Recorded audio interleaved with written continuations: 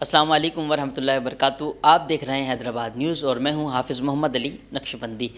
آج ہم عرس مبارک میں موجود ہیں۔ حضرت پیر سید انوار علی شاہ صاحب رحمۃ اللہ علیہ اور حضرت سید محمد علی رضوی صاحب رحمۃ اللہ علیہ، آپ کے عرس مبارک میں ہم آج یہاں تشریف لے کر آئے ہیں۔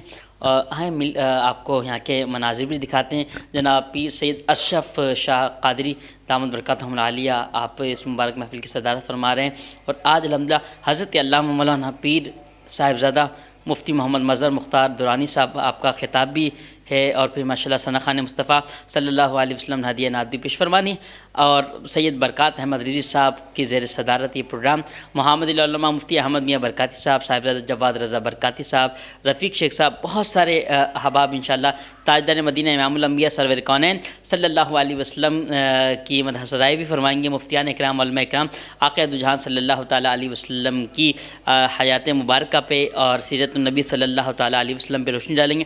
آئیں آپ کو اس کے کچھ مناظر دکھاتے ہیں۔ مولا علی مشکل کشا،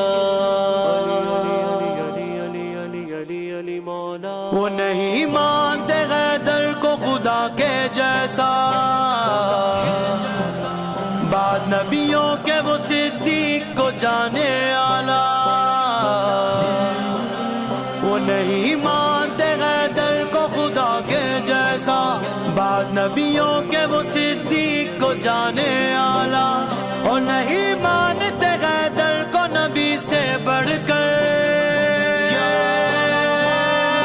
بس ایسے ہوتے ہیں علی کے نوکر، ایسے ہوتے ہیں علی کے نوکر، ایسے ہوتے